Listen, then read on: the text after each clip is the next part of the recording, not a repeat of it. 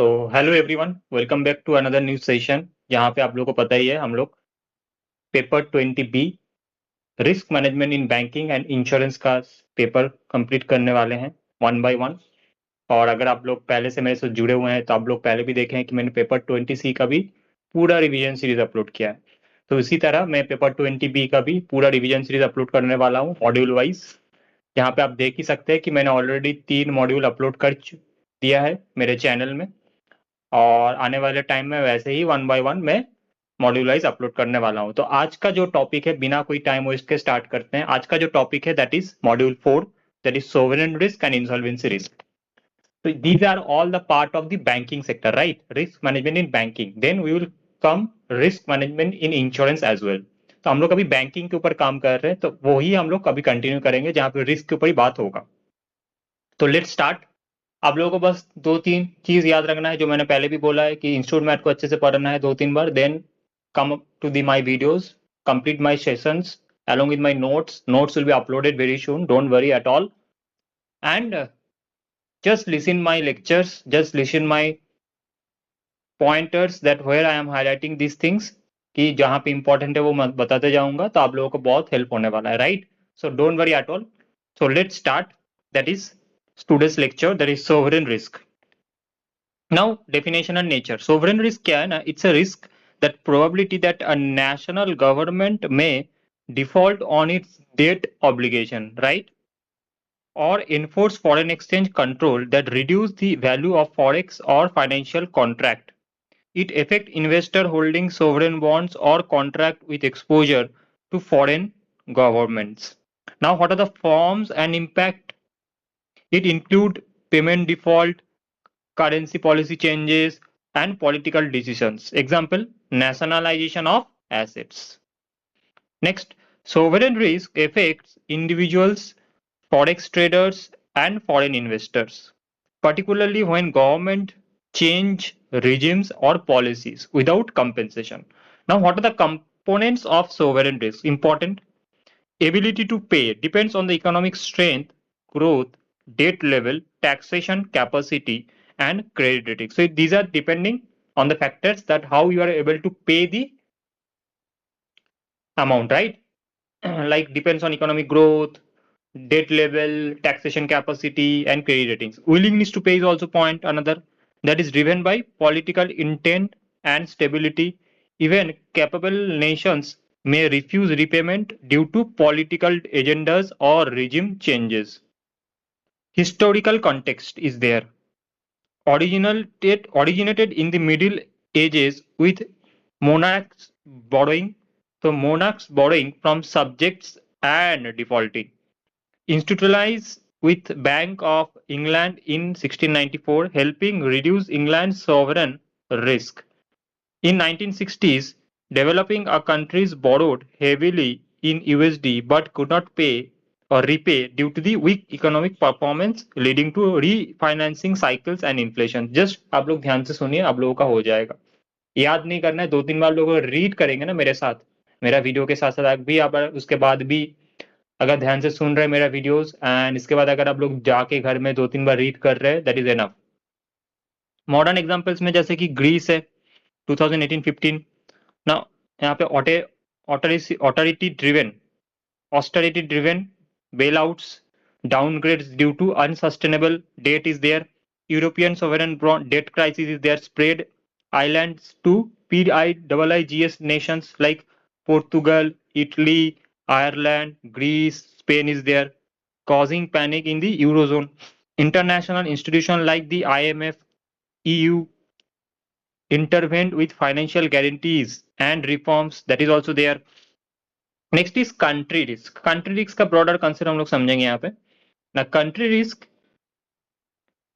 occur when foreign counterparty cannot meet obligations due to national policies or external controls, such as exchange restriction is there, political or economic instability is there, foreign reserve depletion is there. It differs from credit or liquidity risk as it arises from external government actions, not borrower intent or financial capacity. Risk management strategy. monitoring country specific exposure limits, dynamic assessment for unstable economics, inserting legal disclaimers, using third country jurisdiction for the enforcement. Next, high risk countries may offer higher returns but also come with the elevated unpredictability. First is sovereign risk in international lending. The sovereign risk in international lending, when lending to foreign borrowers, two primary risks are evaluated: project credit risk, ability to repay, and sovereign risk. Now, sovereign risk is the risk of uncertainty that the host government may restrict foreign exchange availability, hindering repayment even if the borrower is capable, right? Loan repudiations versus rescheduling. Now, what do you mean by repudiations? That is, borrower refuses all future payments, and rescheduling is nothing but temporary postponement with revised terms, usually easier for syndicated bank loans than dispersed bondholders due to coordination challenges, right? Evaluation of sovereign risk. Sovereign risk is assessed using sovereign credit ratings by agencies like Moody's, S&P, FITech. These ratings factors in debt levels, legal systems, efficiency, fiscal discipline, inflation, central bank autonomy. For example, our rating model assigns scores to emerging economies based on 6 parameters, producing a sovereign risk score, right? Next is pros and cons of sovereign risk ratings. Now, what are the advantages? Enable country comparisons and guides foreign investment decisions. Disadvantages: subject to the herd mentality, political influence, historical bias, and may not predict crisis in time. Next is country risk versus sovereign risk. Country risk encompasses border, political, or economic barriers to foreign transactions, including exchange control or nationalization. Sovereign risk is a subset specific to government default or contract breaches. Sovereign bank nexus. Banks and sovereigns are interlinked. Banking crisis strain fiscal systems. Sovereign debt crisis weaken bank balances. Seats and channel include sovereign exposures like bank hold sovereign bonds, safety net like government guarantees for banks, macroeconomic channel like health of one affect the others. अगर आप लोगों को लगता है कि आप लोगों को और डिटेल में जानना है तो आप लोग इंस्टीट्यूट मैट को रेफर कर सकते हैं, बट क्योंकि ये रिवीजन वीडियोस है तो मैंने बहुत कंसाइज वे में इस नोट को डेवलप किया है. तो once you have read the entire book, that is Institute of Cost Accounts of India, which is released and which is also officially hosted in our website, you can complete read the entire book, then come up to these videos and complete these sessions. I think that will be helpful for all of you. तो आपको क्या होगा ना, फटाफट आपको याद आ जाएगा कि हाँ मैंने ये तो पढ़ा है, मैंने तो ये रीड किया, मैंने तो ये भी रीड किया, right. Next is risk mitigation measures. Diversify bank exposure is there, limit government guarantees is there, maintain fiscal buffers and strong bank capital is also part of that, encourage transparency and disclosure is there. Next, insolvency and bankruptcy risk. Insolvency arises when a firm can't meet obligations. Causes include poor cash flow, high debt, declining revenue, indicators, falling cash, management exits, dividend cuts, etc. Managing insolvency risk, that means monitor and improve cash flows, cut business expense, engage with creditors early, seek legal or financial advice. Bankruptcy protection. A firm may recognize under bankruptcy or liquidate. Bondholders are paid before shareholders. Like bankruptcy transfer asset ownership and may allow business restructuring. Next is capital adequacy ratio. मैंने क्या किया, छोटा छोटा करके लिखा है, सभी topic को डिस्कस किया. इन डिटेल अगर आप लोगों को चाहिए कि नहीं मुझे और भी डिटेल में चलना चाहिए, तब तक को पूरा बुक पढ़ना होगा, राइट.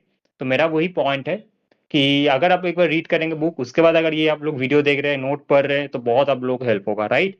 और अगर किसी को ऐसा है कि नहीं मुझे तो पहले ओवरऑल टॉपिक जानना है, मुझे ओवरऑल टॉपिक को पहले देखना है, समझना है कि कितना हम लोगों के लिए इंपॉर्टेंट होगा, कितना रिलेवेंट होगा, should I opt for this paper और नॉट, तो उन लोगों के लिए भी एक हेल्प होगा, क्योंकि आपको यहाँ पे ओवरऑल एक आइडिया मिल जाएगा, these are there in the paper 20B paper, right? So capital adequacy ratio क्या है ना? Capital adequacy ratio measures a bank's capital relative to risk-weighted assets. It ensures financial resilience, divided into tier 1 capital like absorb losses without halting operations, tier 2 capital absorb losses in liquidations. तो इसी के साथ शायद हम लोगों का module 4 भी complete हो रहा है। बहुत छोटा सा है, मैंने बहुत समराइज हुआ में इसको कंप्लीट किया है, एंड बहुत छोटा टॉपिक भी था। ठीक है, आप लोगों को क्या करना है, पहले एक बार इंस्टीट्यूट मैट को रीड कीजिए, उसके बाद आप लोग इस वीडियो को देखिए मेरे साथ, मेरा नोट को देखिए, देन 2-3 बार अगर ये आपको थॉरोली अगर आप लोगों ने रीड कर लिया होगा तो आप लोगों को समझ में आ जाएगा, राइट? तो इसी के साथ मैं आज का वीडियो कंप्लीट कर रहा हूँ। बहुत छोटा सा वीडियो है, ठीक है, क्योंकि छोटा ही टॉपिक था, इसमें आज का कुछ एक एज सच और डिस्कशन नहीं था, बहुत छोटा था। एंड आप लोग एक बार अगर इंस्टीट्यूट मैट को गो थ्रू करेंगे, देन मेरा वीडियो देखेंगे, तो आई होप आप लोगों को भी समझ में आएगा। तो इसी के साथ आज का सेशन में कंप्लीट कर रहा हूँ, एंड आने वाले सेशन में भी ऐसे ही मैं 1 बाय 1 मॉड्यूल वाइज वीडियो बना के पूरा पेपर 20 पे आप लोगों के लिए कंप्लीट करके अपलोड करूंगा। तो कोई भी अगर स्टूडेंट है जो ऑप्ट किया है या फिर ऑप्ट करने वाला है, तो उन लोगों को एक ओवरऑल आइडिया मिलेगा कि these are there in the paper 20 paper, right? So you can easily go through this things and then you will decide accordingly. Paper 20 already upload है हम मेरा चैनल में, पेपर 20 भी 1 बाय 1 में अपलोड कर रहा हूँ, and once we have uploaded these things you can easily choose ki whether I should opt this paper or the other paper or paper 20A likewise, right? So thank you so much, and thank you for trusting my lectures, thank you for believing my content as well, अगर अब तक अभी तक बने हुए हैं मेरे साथ, and God bless you all, thank you, bye bye.